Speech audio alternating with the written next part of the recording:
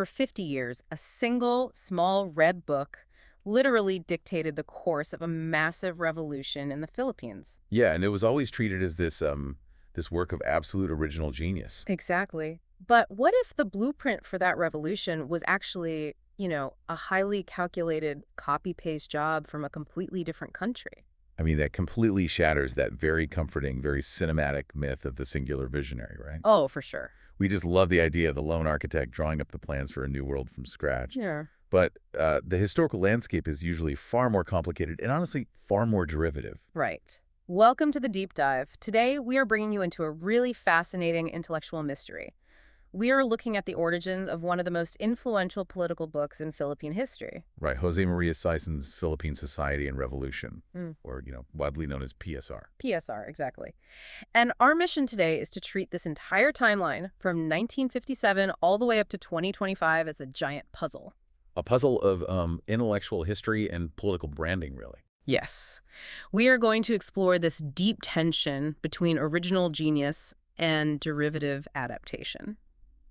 And to do this, we have a pretty formidable stack of sources to unpack for you. You do.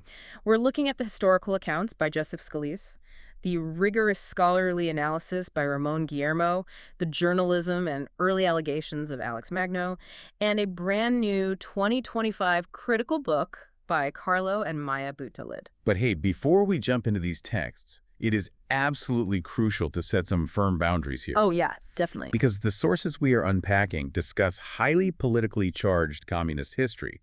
This deep dive is strictly an objective, impartial exploration of the original texts and the academic claims. Right. We are absolutely not taking sides here. No, not at all. And we are certainly not endorsing any political viewpoints. We are simply here to impartially convey the ideas, the documented timelines, and the intellectual history contained in the source material you shared with us. Exactly. We are just looking at the architecture of a book, nothing more. Just following the paper trail.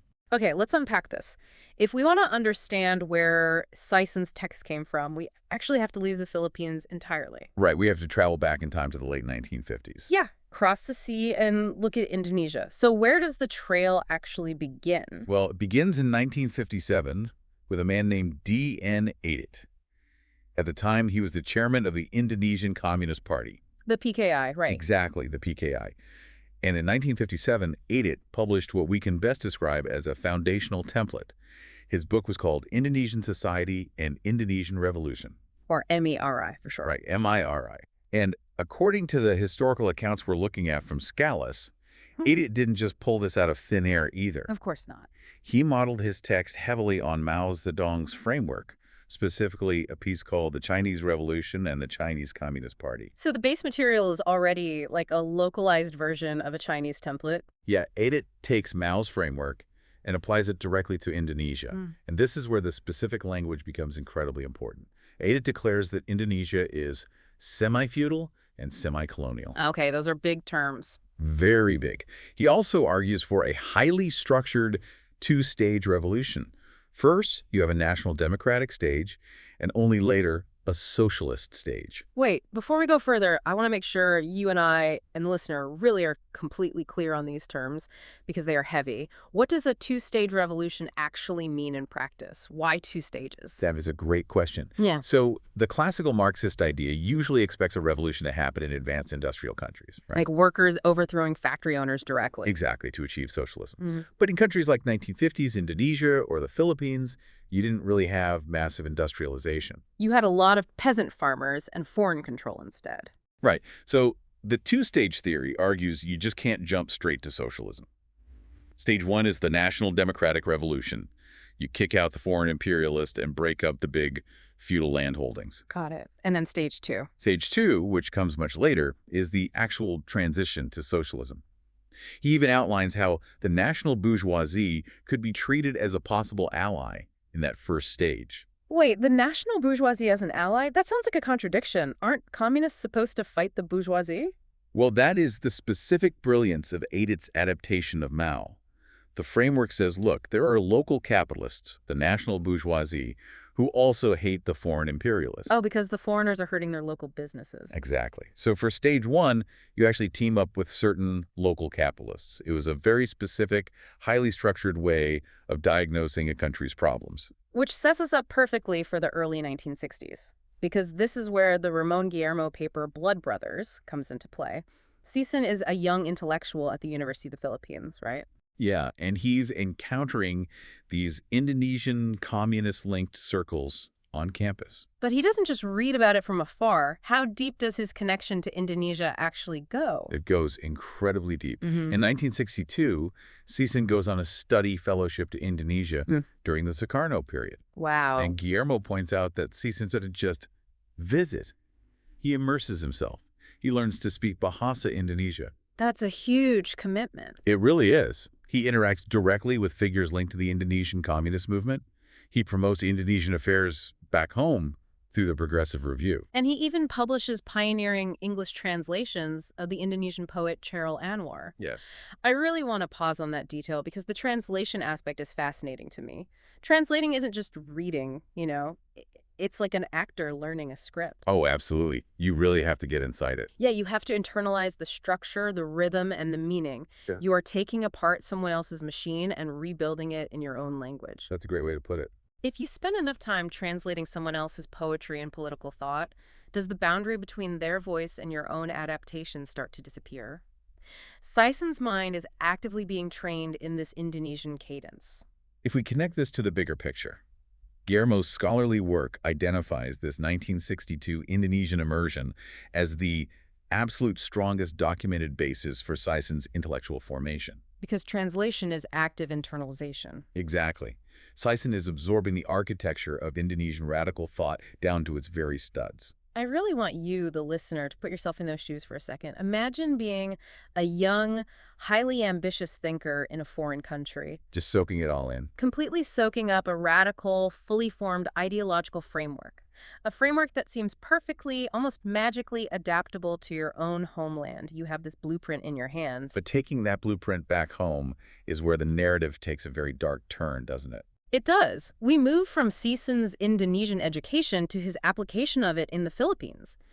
And the way he applies it is defined by a glaring, almost unbelievable omission. Yeah, between 1965 and 1966, the Indonesian Communist Party, the very movement whose ideas Sison had been studying, experiences an absolute world historic catastrophe. Following Suharto's rise to power. Right. There is massive state-sponsored anti-communist violence.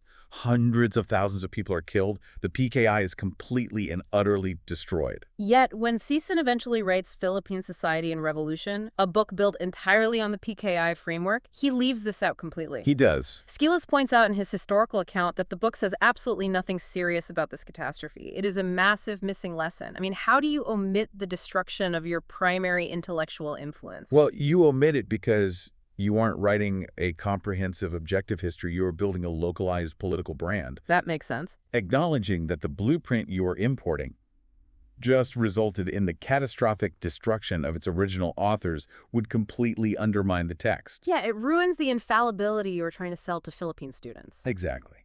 So he takes the structural blueprint, but strips away the historical failure of that blueprint. And we see that brand officially launch on December 26, 1968. He purposefully chooses Mao's birthday to establish the reconstituted Communist Party of the Philippines, the CPP. Now, I know there was an older communist party in the Philippines, the PKP. How did Sison's new party differ? Tactically, Sison's new CPP leaned heavily into armed rural struggle, deeply criticizing the older PKP. But theoretically? Theoretically, Scalice notes that Sison retained that exact same Stalinist two-stage framework he had absorbed from Aidit. National Democratic Revolution first, socialism later. But to build a new party, you need more than just a theory, right? You need a catechism. You need a textbook to train your new recruits. How exactly did he distribute this new framework to the masses? It was an incredibly calculated campus rollout. Fast forward to 1969 and 1970. Okay. Scalice records that Sison publicly claims he is researching and writing a new book. And all the while, he is vehemently denying that he is the mysterious author named Amado Guerrero. Ah, the pseudonym. In July 1970, the first chapter of what will become PSR appears. It's titled Review of Philippine History, and it drops in the Philippine Collegian under the Amado Guerrero name. Right, and then in September 1970, the second chapter appears in Ang Malaya, the student paper at what is now PUP. And the third chapter hits the Guidon at Ateneo. Each chapter is serialized across multiple issues. And by the end of 1970, these serialized chapters are compiled into a mimeographed volume under the imprint Revolutionary School of Mao Zedong Thought. Then by 1971, Pulangtala Publications prints it as a small red book. It becomes PSR. Yes, it becomes the absolute core text for the CPP for the next 5 decades. Okay, I have to push back here for a second because this narrative of Sison just translating and adapting, isn't it standard practice in Marxist movements to build on previous theorists? It is, yes. Mao built on Lenin, Lenin built on Marx. Why is Sison adapting Aidit's work any different from standard theoretical evolution? Why the need for the pseudonym Amado Guerrero? Was it just for safety? That's a really vital distinction to make. Theoretical evolution involves taking a previous idea, interrogating it, and transforming it to address a radically new reality. Right. What we're talking about here isn't theoretical evolution. It's structural copying for pedagogical control. The pseudonym wasn't just for physical safety. It served a vital function for the brand. Because an anonymous genius author makes it easier to hide that the text was a localized franchise. Exactly. If people think this mysterious genius is coming up with brilliant, unprecedented theory in real time, they are much less likely to realize it's an imported structured model. Ah, I see. PSR, much like Aidit's MIRI, was a party school textbook meant to enforce a very specific way of thinking.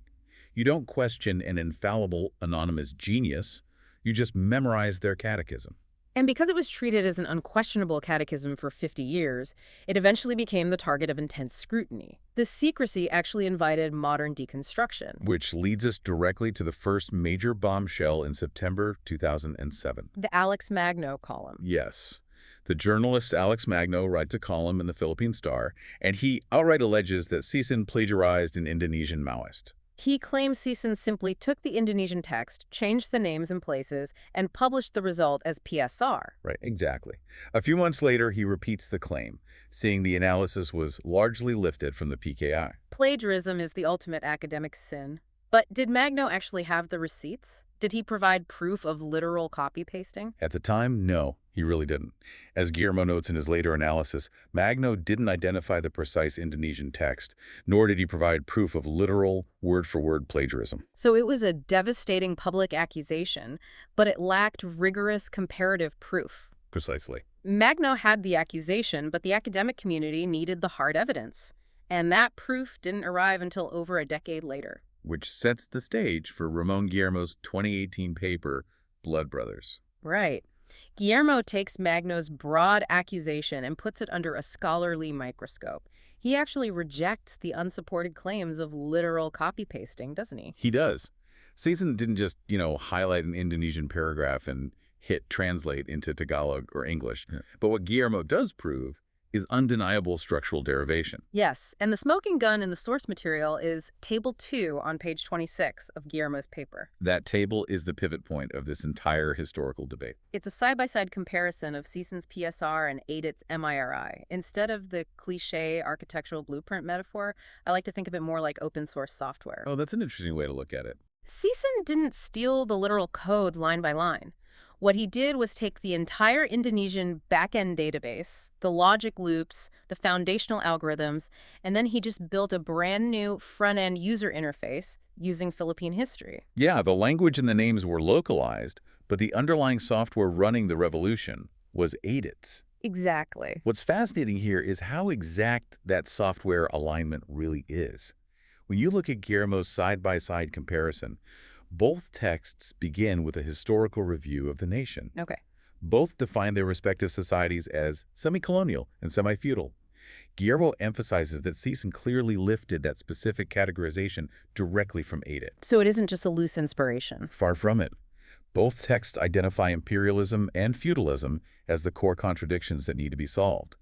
Both outline the basic problems of the revolution. Chapter for chapter. Both proceed to the tasks of the revolution. Both analyze class and motive forces in the exact same sequence. And both end by defining the character and perspective of the revolutionary struggle. Sequence echoes sequence perfectly.